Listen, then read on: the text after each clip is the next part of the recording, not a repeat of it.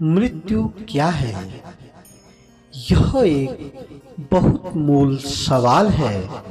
वास्तव में मृत्यु के जो आंकड़े हमें पता चलते हैं, उसकी तुलना में मृत्यु हमारे ज़्यादा पास है।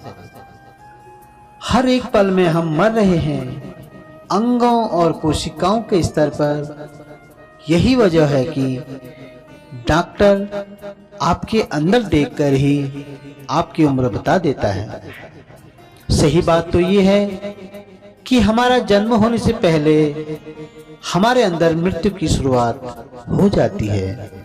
अगर आप अज्ञानी हैं और अनजान हैं तो ही आपको ऐसा लगता है कि मृत्यु बाद में किसी दिन आएगी।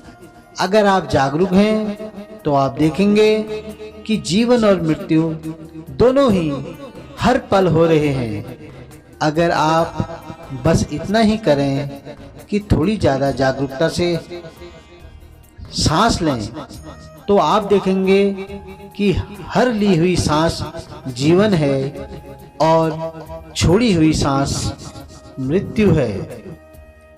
अगर आप बस इतना ही करें, जन्म होने पर पहला काम जो एक बच्चा करता है वो है सांस लेने का, हवा का दम लेने का। और अपने जीवन का आखिरी काम जो आप करेंगे वो होगा सांस छोड़ने का। आप सांस छोड़ेंगे और फिर अगर आप अगली सांस नहीं लेंगे तो आप मर जाएंगे। अगर ये बात आपको अभी समझ में नहीं आ रही है तो बस सांस छोड़िए और अपनी नाक को बंद कर लीजिए। कुछ ही सेकंड में आपके शरीर की हर कोशिका जीवन के लिए चीखना शुरू कर देगी। जीवन और मृत्यु हर समय हो रहे हैं, वे बिना एक दूसरे से अलग हुए एक साथ रहते हैं, एक सांस के जैसे। यहाँ तक कि उनका ये संबंध सांस से भी आगे जाता है, वो सांस से भी परे है। सांस तो बस एक सहायक भूमिका में है। वास्तविक काम तो जीवन ऊर्जा का है, जिसे हम प्राण कहते हैं और जो हमारे भौतिक अस्तित्व को काबू में रखती है। प्राण पर एक खास महारत हासिल करके हम काफी समय तक सांस से परे जाकर भी जीवित रह सकते हैं। हालांकि सांस की जरूरत शरीर को हर पल होती है, पर वैसे ही जैसे भोजन और पानी की हो। मृत्यु एक बहुत ही मूल पहलू है, क्योंकि अगर कोई छोटी सी बात भी हो जाती है तो हो सकता है कि कल सुबह तक आप ना हो। और कल सुबह क्यों, अभी ही कुछ छोटी सी बात हो जाए और अगले ही पल आप मर सकते हैं। अगर आप अन्य जीवों की तरह होते तो हो सकता है कि आप इन सब के बारे में न सोच सकते, पर एक बार जब आपको मानवीय बुद्धि मिली है तो फिर आपके जीवन के ऐसे महत्वपूर्ण पहलू को अनदेखा कैसे कर सकते हैं? आप इसे अनदेखा करते हुए ऐसे कैसे रह सकते हैं जैसे आप हमेशा यहाँ रहने वाले हैं? ये कैसी बात है? यहाँ लाखों साल रहने के बाद भी मनुष्य मृत्यु के बारे में कुछ भी नहीं जानता।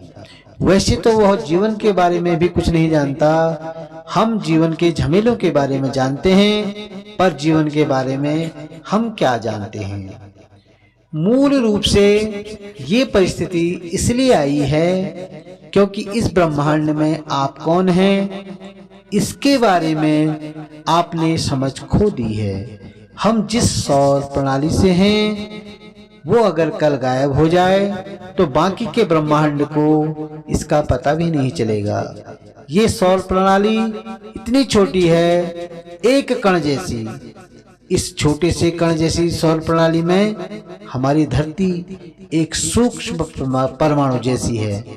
और इस धरती पर आपका शहर एक परम सूक्ष्म परमाणु जैसा महीन है, पर उसमें आप एक बहुत बड़े आदमी हैं।